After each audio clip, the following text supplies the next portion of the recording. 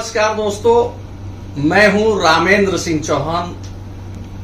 करीब 21 वर्ष पहले अमेरिका में एक बड़ी घटना हुई। अमेरिका में वर्ल्ड ट्रेड सेंटर के 2 टावर्स पर आतंकी हमला हुआ। यह आतंकी हमला 2 बड़े हवाई जहाज के जरिए हुआ। हवाई जहाज सीधे टावर से टकराए, जिससे टावर बुरी तरह से क्षतिग्रस्त हो गए। यानी यूं कहें कि उनमें आग लग गई और भरभरा कर वो टावर दोनों गिर गए। यह घटना कुछ ही देर में दोनों टावर्स पे अंजाम में आई। इससे बड़ी तादाद में लोग मारे गए और बड़ी तादाद में लोग हताहत हुए। इस घटना को दुनिया भर में निंदा की गई और बड़ी आलोचना की गई इस घटना की। यह घटना 11 सितंबर 2001 में हुई, यानी ठीक 21 वर्ष पहले। 11 सितंबर 2 दिन बाद है, यानी 11 सितंबर को इस घटना की 21वीं बरसी है। अब इसी के साथ देखते हैं उत्तर प्रदेश, यानी भारत का सबसे बड़ा प्रदेश उत्तर प्रदेश। उत्तर प्रदेश में 11 सितंबर 2001 को विधानसभा के प्रतिपक्ष के नेता मुलायम सिंह यादव ने अपने विधायकों सहित इस्तीफा दे दिया। विधानसभा से दिया गया यह इस्तीफा भारत के लिए ही नहीं, दुनिया के लिए भी एक बड़ी खबर थी। अब इस प्रकार देखा जाए तो उत्तर प्रदेश विधानसभा के नेता प्रतिपक्ष मुलायम सिंह यादव और उनके सहयोगी विधायकों ने करीब 140-42 विधायकों ने एक साथ इस्तीफा दिया था। यह इस्तीफा मुलायम सिंह ने यह सोचकर दिया था कि इससे दुनिया में उनका एक संदेश जाएगा, लेकिन उनका यह संदेश अमेरिका के ट्रेड सेंटर पर हमले के नीचे दब गया।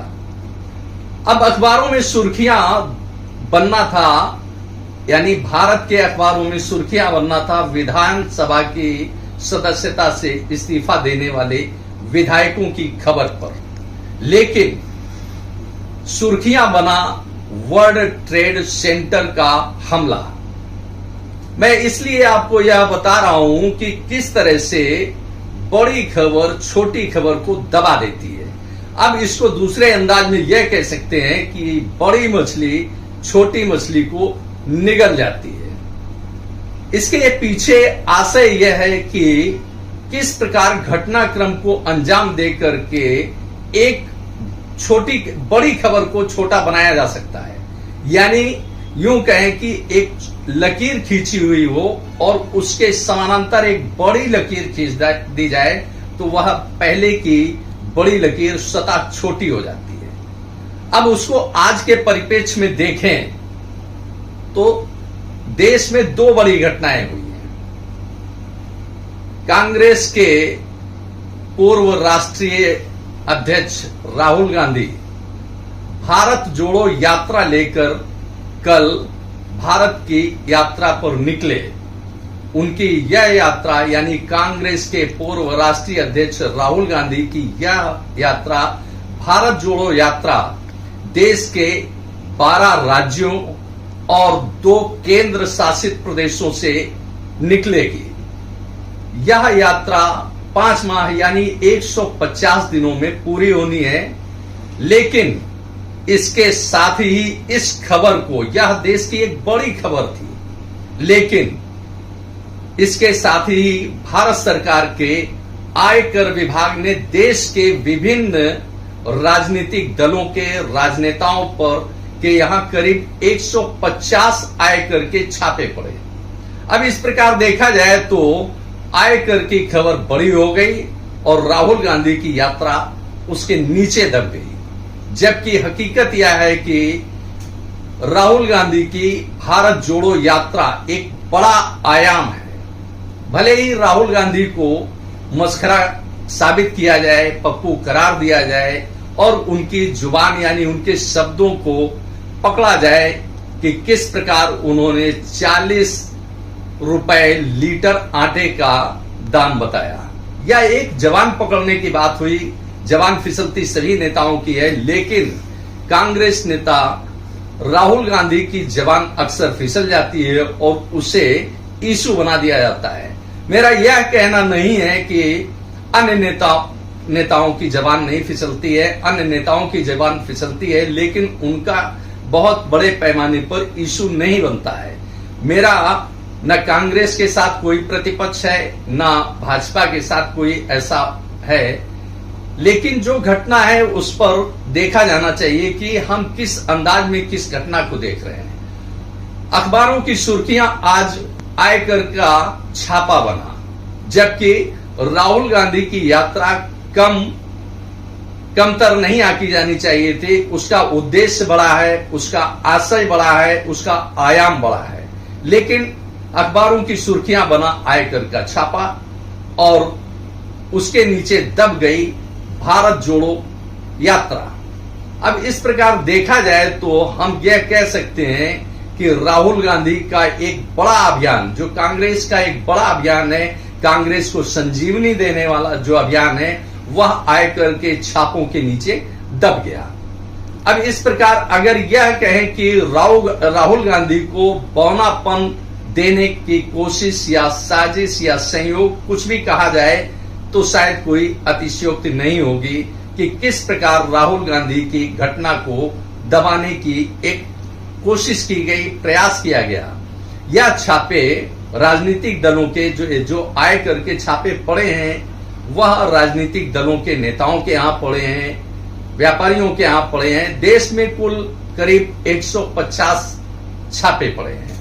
इस प्रकार छापों की खबर तो शीर्ष पे आ गई, यानी वो कहीं बैनर बनी, कहीं लीड बनी, तो कहीं उसको अच्छे ढंग से लिया गया। लेकिन राहुल गांधी की इस खबर को, भारत जोड़ो यात्रा को बहुत साधारण ढंग से, यानी जो आयाम उसे, जो स्पेस उसको अखबारों में मिलना चाहिए था वो नहीं मिलना चाहिए था, लेकिन नहीं मिल सका। राहुल गांधी की यह यात्रा कन्याकुमारी से लेकर कश्मीर तक है। अब राहुल गांधी को किसी भी नजरिए से आप लें या हम लें या कोई भी ले, लेकिन राहुल गांधी क्या गलत कह रहे हैं? देश में महंगाई का मुद्दा वो उठा रहे हैं, क्या गलत उठा रहे हैं? आम आदमी महंगाई से परेशान है। बेरोजगारी का मुद्दा राहुल गांधी उठा रहे हैं, तो क्या गलत उठा रहे हैं? बेरोजगारी देश में है। इसी प्रकार छोटे मोटे रोजी रोजगार खत्म होते जा रहे हैं, व्यवसाय खत्म होता जा रहा है। अगर राहुल गांधी इस पर बात कर रहे हैं तो क्या राहुल गांधी गलत बात कर रहे हैं? राहुल गांधी ने जो मुद्दे उठाए, चाहे वो भ्रष्टाचार के मुद्दे उठाए हों, या वह बार बार कहते हैं कि 2 बड़े उद्योगपतियों को सरकार हर तरह से सहारा दे रही है, संरक्षण दे रही है, उनके लाभ के लिए काम कर रही है, तो शायद क्या गलत कह रही है? आपको यह खुद देखना चाहिए कि 2 उद्योगपति कौन है कि जो लगातार असीमित क्षेत्र में बढ़ रहे हैं। नाम लेने की कोई मैं जरूरत नहीं समझता, देश खुद ही समझ रहा है कि राहुल गांधी जिस प्रकार जिन 2 बड़े उद्योगपतियों की ओर इशारा करते हैं वह क्या गलत है। 2 उद्योगपति लगातार उनका उद्योग बढ़ रहा है। हालांकि उद्योगों के जो कॉर्पोरेट सेक्टर का जो चंदा होता है उससे सभी राजनीतिक दल आगे बढ़ते हैं, चाहे वो कांग्रेस हो या भारतीय जनता पार्टी हो, समाजवादी पार्टी हो, बहुजन समाज पार्टी हो, या कोई भी दल हो, राजनीतिक दल हो, वह सभी कॉर्पोरेट सेक्टर से मिले चंदे के सहारे ही, यानी कॉर्पोरेट सेक्टर से उनको आर्थिक संजीवनी मिलती है। अब यह जरूर हो सकता है कि कांग्रेस यानी राहुल गांधी जिस तरह से 2 बड़े उद्योगपतियों को निशाने पर लेते हैं, उनसे कॉर्पोरेट सेक्टर का जो मिलने वाला चंदा कांग्रेस को है वह शायद नहीं मिल रहा होगा, या मिल रहा हो तो बंद हो जाएगा। लेकिन यह जरूर है कि जिस प्रकार उन्होंने मुद्दे उठाए हैं क्या वह गलत है, इस पर विचार करने की जरूरत है। इसको देखने की जरूरत है कि राहुल गांधी के उठाए मुद्दे कितने सामान्य हैं, कितने आम आदमी से जुड़े हुए हैं, कितने गंभीर मुद्दे हैं। चाहे वो बेरोजगारी का मामला हो, चाहे महंगाई का मामला हो, चाहे भ्रष्टाचार का मामला हो, या उद्योगपतियों को जिस प्रकार बैंकों से लोन दिया गया, वो बैंक से लोन लेकर के विदेश चले गए और नहीं लौटे, उनका पैसा भारत को वापस लौट कर नहीं मिला। राहुल गांधी जिस तरह से मुद्दे उठा रहे हैं, मुद्दों पर अगर जाएं तो क्या उन मुद्दों को कमतर आंका जा सकता है? यह एक बड़ा सवाल है जो देश को समझना चाहिए, देश को उठाना चाहिए और देखना चाहिए कि किस प्रकार राहुल गांधी मुद्दों को उठा रहे हैं और आयकर छापे डालकर कांग्रेस की खबरों को या राहुल गांधी को पौना साबित करने की कोशिश की जा रही है। अब इसे राहुल गांधी की भारत जोड़ो यात्रा हो या आयकर के छापे, अब इसे यह कहें कि यह संयोग है या साजिश है, यह कहना कुछ मुश्किल होगा। संयोग या साजिश, या खुद पाठकों को, दर्शकों को या देश को खुद समझना चाहिए कि यह दो घटनाएं, आयकर के छापे और कांग्रेस की भारत जोड़ो यात्रा, एक संयोग है या साजिश। आपने इस वीडियो को देखा, आपको आपका यह वीडियो कैसा लगा हमें अवश्य बताएं। वीडियो को शेयर करें। यदि आप हमारे चैनल पर नए हैं तो हमारे चैनल को सब्सक्राइब करें, जिससे हमारे आने वाले वीडियो, आने वाले नोटिफिकेशन आपको मिल सके। दोस्तों, वीडियो को लाइक करना ना भूलें। यदि आप लाइक करते हैं तो हमारा प्रोत्साहन होता है, हमारा मोटिवेशन होता है। आपने वीडियो को देखा, आपका बहुत बहुत धन्यवाद। Thank you.